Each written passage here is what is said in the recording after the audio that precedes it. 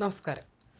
നിയമസഭാ തെരഞ്ഞെടുപ്പ് കാലത്ത് സംസ്ഥാനത്തെ PR കമ്പനികൾക്കെല്ലാം ചാകരയാണ്.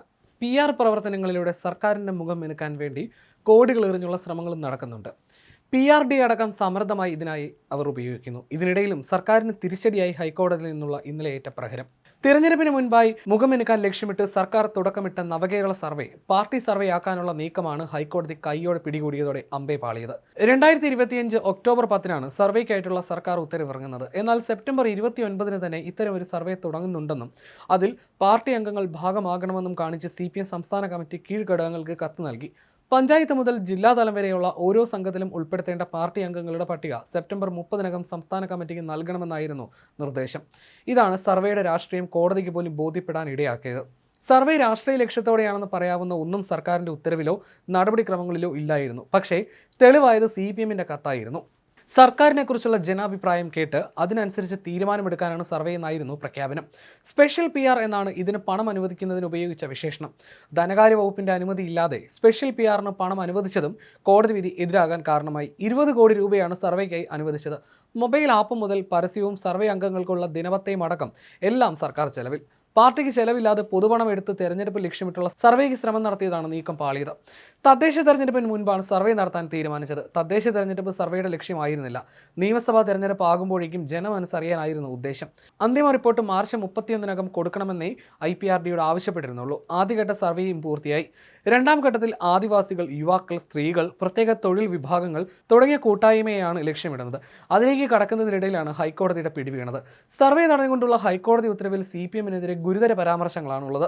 സർവേയെക്കുറിച്ച് CPM-ന് മുൻകൂർ അറിവുണ്ടായിരുന്നു എന്ന കാര്യമാണ് ഹൈക്കോടതി ഡിവിഷൻ ബെഞ്ച് ചൂണ്ടിക്കാട്ടിയത്. സർക്കാർ തീരുമാനം പാർട്ടിക്ക് എങ്ങനെ അറിയാൻ കഴിഞ്ഞു എന്ന് കോടതി ചോദിച്ചു. ഇക്കാര്യത്തിൽ വിശ്വസനീയമായ വിശദീകരണം നൽകാനും സാധിച്ചില്ല. സർക്കാർ ഉത്തരവ് വരുന്നതിന് മുൻപ് CPM അണികൾക്ക് കത്തയച്ചു. ആക്ഷേപത്തിൽ നിന്ന് ഒഴിഞ്ഞു മാറുന്ന മറുപടി CPM സംസ്ഥാന സെക്രട്ടറി നൽകി. ഇത് ഹർജിക്കാരുടെ ആരോപണത്തിന് ബലം നൽകുന്നു എന്നും ഹൈക്കോടതി ഉത്തരവിൽ പറയുന്നു. സ്പെഷ്യൽ PR ക്യാമ്പയിൻ്റെ പേരിൽ 20 കോടി രൂപ അനുവദിച്ചതിൽ റൂൾസ് ഓഫ് ബിസിനസിന്റെ ചട്ടലംഘനം ഉണ്ടായതായി വിലയിരുത്തിക്കൊണ്ടാണ് ഹൈക്കോടതി നവകേരള സർവേ റദ്ദാക്കുന്നത്. പണം അനുവദിച്ചത് ചട്ടലംഘനമാണെന്ന് കോടതി നിരീക്ഷിച്ചു. കൂടാതെ സർവേ നടത്തിയ രീതിയിലും കോടതി സംശയം പ്രകടിപ്പിച്ചു.